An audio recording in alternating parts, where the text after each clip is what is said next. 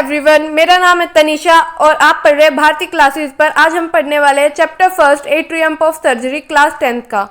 चलिए शुरू करते हैं अपनी कहानी। हमारी कहानी में 3 मेन कैरेक्टर है। First tricky the dog, second उसकी मालकिन मिसेस पम्फ्रे और थर्ड डॉक्टर हैरियट। एक दिन जब डॉक्टर हैरियट अपनी कार से जा रहे होते हैं तभी उन्हें ट्रिकी दिखाई देता है उनकी मालकिन के साथ रोड पर। और जैसे ही मिस्टर हैरियट ट्रिकी को देखते हैं तो वो बहुत ज़्यादा शॉक हो जाते हैं क्योंकि ट्रिकी बिल्कुल एक ब्लोटेड सॉसेज की तरह दिखाई दे रहा था। वो बहुत मोटा हो चुका था और उसके चारों पैर चारों डायरेक्शन में फैले हुए थे। उसकी आंखें भी बहुत ज़्यादा रेड हो चुकी थी, जिनको देखकर लग रहा था कि उसकी आंखों में ब्लड भरा हुआ है और उसकी जीभ भी बाहर निकली हुई थी और उसकी आंखों में से बार बार पानी गिर रहा था। तभी मिसेस पम्फ्रे कहती है, hello doctor Harriet.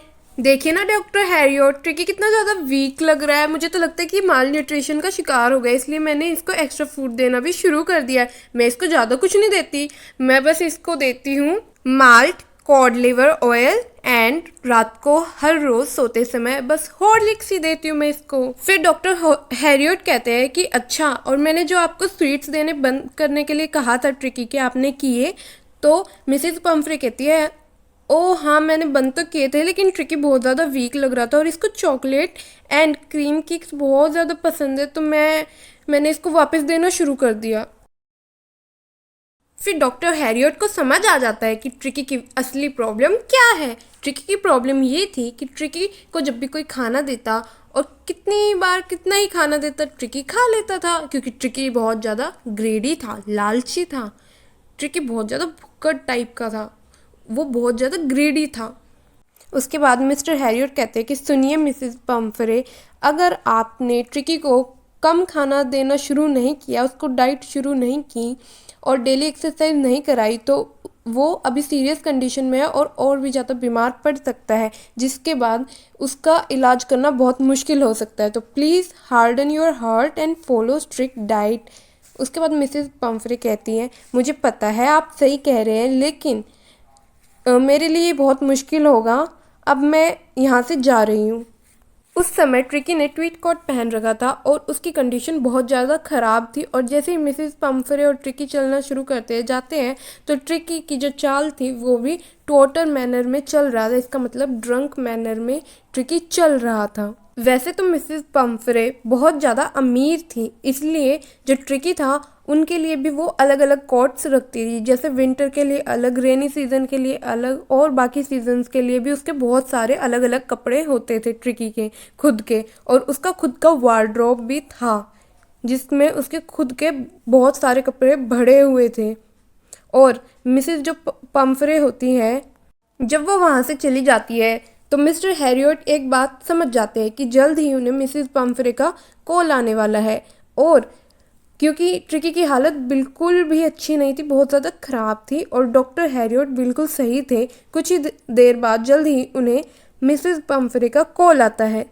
Mrs Pomfrey doctor Harriet को फ़ोन करके कहती है कि हेलो डॉक्टर हैरियट, ट्रिकी की तबीयत बहुत ज़्यादा ख़राब हो गई है और वो बार बार वोमिटिंग कर रहा है, वो अपना कोई भी फूड नहीं खा रहा है, फेवरेट फूड भी नहीं खा रहा है और बार बार उसको वोमिटिंग आ रही है, प्लीज़ जल्दी कुछ कीजिए। फिर मिस्टर हैरियट कहते हैं कि मिसेस पम्फ्रे, अब ट्रिकी की हालत बहुत ज़्यादा ख़राब है, तो इसलिए आपको उसको हॉस्पिटलाइज करना होगा और अंडर ऑब्जर्वेशन में रखना होगा मुझे उसको। तो फिर यहाँ पे मिसेस पम्फ्रे को पुअर लेडी कहा जाता है। हालांकि वो बिल्कुल भी पुअर नहीं थी, बहुत ज़्यादा अमीर थी, लेकिन उनको यहाँ पे पुअर इसलिए कहा जाता है क्योंकि वो ट्रिकी के बिना एक पल भी नहीं गुजार पाती थी, एक रात भी नहीं रह सकती थी। और वो ट्रिकी को अपनी आंखों के सामने ना देखती तो वह अवश्य दर्द के मारी मर भी सकती थी। शायद कुछ ज़्यादा ही हो गया। फिर डॉक्टर हैरियट अपनी गाड़ी लेकर मिसेस पम्फ्रे के घर पे पहुंच जाते हैं। वहाँ पे मिसेस पम्फ्रे जो होती है वो बहुत ज़्यादा दुखी होती है और कहती है कि अब मुझे ट्रिकी को हॉस्पिटलाइज्ड करना ही होगा। यहाँ पर मिसेस पम्फ्रे के जो सर्वेंट्स या स्टाफ मेंबर्स होते हैं वो जल्दी जल्दी ट्रिकी का सामान लाकर डॉक्टर हैरियट की गाड़ी में रखना शुरू कर देते हैं। और वो सामान जानना चाहेंगे क्या था?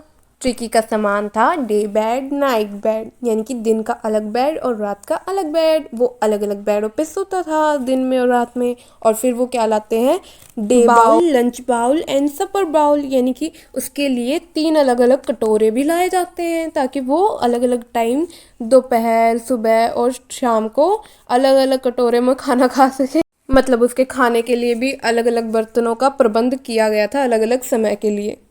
रात का खाना, और सपर बाउल का मतलब होता है जिस कटोरे या बर्तन में हम रात के समय खाना खाए तो उसे सपर बाउल बोलेंगे। और इतना ही नहीं, उसके लिए ट्रिकी के लिए तो उसका फेवरेट कुशन, उसका मनपसंद तकिया भी लाया जाता है। और फिर जैसे डॉक्टर हैरियट देखते हैं कि इतना सारा सामान गाड़ी के अंदर डाला जा रहा है, तो डॉक्टर हैरियट क्या कहते हैं, जल्दी से ट्रिकी को ब्लैंकेट में गाड़ी के अंदर लेके जाते हैं और धीरे धीरे गाड़ी शुरू करना स्टार्ट करते। तभी वहां से मिसेस पम्फ्रे लेकर आती है बहुत सारे कोट और उसे गाड़ी की विंडो से जल्दी से अंदर फेंक देती है।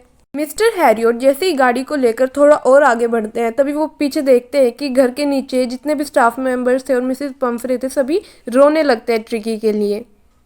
फिर जैसे ही मिस्टर हैरियट की गाड़ी रोड तक पहुंचती है, तब वो ट्रिकी की ओर देखते हैं ध्यान से और देखते हैं कि वो बहुत ज़्यादा वीक हो गया है और उसके सर को सहलाते हुए कहते हैं कि पुअर ओल्ड डॉग, मुझे पता है तुम बहुत ज़्यादा बीमार हो गए हो, लेकिन मुझे पता है कि तुम्हें ठीक कैसे करना है। डॉक्टर हैरियट जैसे ही ट्रिकी को हॉस्पिटल लेकर पहुंचते हैं, वैसे ही जो बाकी के सभी डॉग्स होते हैं वो बाहर आते हैं और ट्रिकी को देखकर उसके आसपास घूमते हैं, लेकिन ट्रिकी का कोई भी रिएक्शन नहीं होता उनके साथ, तो वो वापस चले जाते हैं। और फिर ट्रिकी को सोचते हैं वो अनइंटरेस्टेड ऑब्जेक्ट सोचकर वो वापस चले जाते हैं ट्रिकी को अकेला छोड़कर, क्योंकि ट्रिकी तो उनसे बात ही नहीं करना चाह रहा था जैसे, तो इसलिए वो सब अंदर चले गए, क्योंकि ट्रिकी तो बड़े घराने का है ना। अरे उसकी तो मालकिन भी बहुत अमीर है।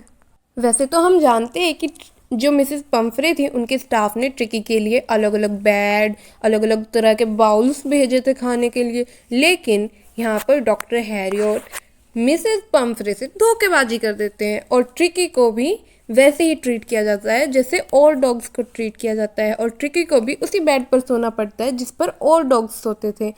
और ट्रिकी को 2 दिन तक भूखा भी रखा जाता है, बस पानी दिया जाता है उसको पीने के लिए। और 3rd डे तो एक चमत्कार ही हो जाता है। जो ट्रिकी होता है वो बाकी डॉग्स के साथ इंटरेस्ट दिखाने लगता है, उनके साथ खेलने लगता है। और जैसे ही डॉग्स का गेट ओपन करा जाता है, सभी डॉग्स भागते हुए आते हैं और खेलने लगते हैं एक दूसरे के साथ। और फिर जब उनके खाने का टाइम होता है तो वो दौड़ते हुए अपने खाने की ओर भागने लगते हैं, लेकिन ट्रिकी नहीं भागता, क्योंकि ट्रिकी को तो पता है उसका खाना तो बचाया जाएगा, वो तो बड़ी मालकिन का जब धीरे धीरे ट्रिकी पहुंचता है अपने बाउल की ओर खाना खाने के लिए, तब तक तो उसका बाउल खाली हो चुका था, उसका खाना खत्म हो चुका था। तब उसको समझ आ जाता है कि खाना संघर्ष से ही, अब खाना खत्म हो चुका था और ट्रिकी को भूखा ही रहना पड़ता है।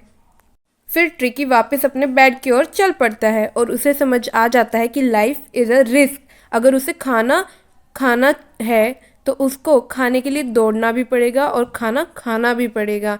इसलिए जैसे ही खाना परोसा जाता है अगले दिन, ट्रिकी भी बाकी कुत्तों दोस्तों के साथ दौड़ता हुआ जाता है और उनसे लड़ झगड़ कर अपना खाना हासिल कर कर अब ट्रिकी जल्दी जल्दी रिकवर होना भी शुरू हो जाता है, यानी कि जल्दी जल्दी ठीक होना शुरू हो जाता है और वो डॉग गैंग का मेंबर भी बन जाता है और टाइगर की तरह लड़ भिड़ कर झगड़ कर खाना खाना भी सीख जाता है।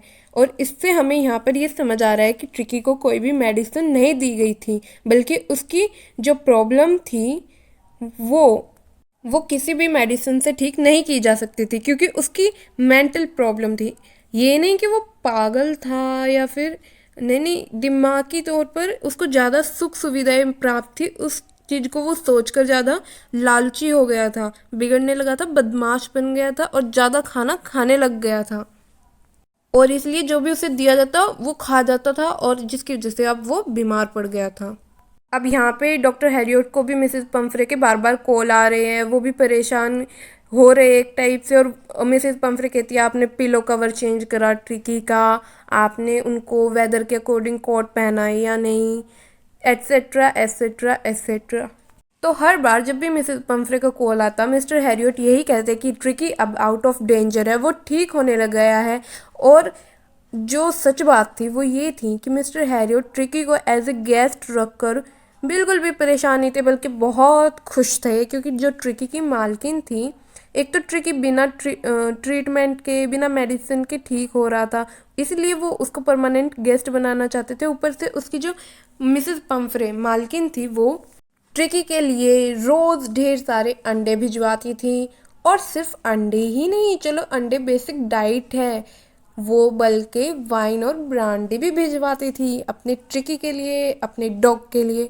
और जो कि मिस्टर हैरियट ट्रिकी को तो बिल्कुल भी नहीं देते थे, बट उनकी डेली पार्टी ज़रूर हो जाती। 2 हफ्तों तक ऐसे ही चलता है। उसके बाद जो मिस्टर हैरियट होते हैं वो मिसेस पंफ्रे को कॉल करके कहते हैं कि अब ट्रिकी बिल्कुल कंप्लीटली रिकवर हो गया है और आप आकर ट्रिकी को ले जा सकती हैं। कॉल करने के कुछ ही मिनटों के अंदर डॉक्टर हैरियट के क्लिनिक के सामने 30 फीट लंबी ब्लैक कलर की और उसमें से उतरती है मिसेस पंफ्रे। और मिसेस पंफ्रे को देखकर ट्रिकी बहुत ज़्यादा खुश हो जाता है और उन पर बार्क करने लगता है, उनकी ओर दौड़ने लगता है। बार्क यानी भौंकना। और फिर उनको लीक करने लगता है, यानी कि चाट। फिर डॉक्टर हैरियट उस 30 फीट लंबी गाड़ी के ड्राइवर के साथ उनकी हेल्प करते हैं ट्रिकी का सारा सामान गाड़ी के अंदर रखवाने में। और जब ट्रिकी की रिच मालकिन और ट्रिकी दोनों गाड़ी में बैठकर अपने घर जा रहे होते हैं, उस वक्त मिसेस पंफ्रे अब उनकी आंखों में आंसू आ जाते हैं खुशी के। और वो डॉक्टर हैरियट की ओर देखते हुए कहती है, oh mister Harriet, how can I ever thank you, कि मिस्टर हैरियट मैं आपका कभी कैसे धन्यवाद कर पाऊँगी। एंड यहाँ पर हमारा चैप्टर ख़त्म हो जाता है। धन्यवाद। आगे ऐसे ही मज़ेदार वीडियो पाने के लिए हमारे चैनल को लाइक, सब्सक्राइब, शेयर करें। Thank you.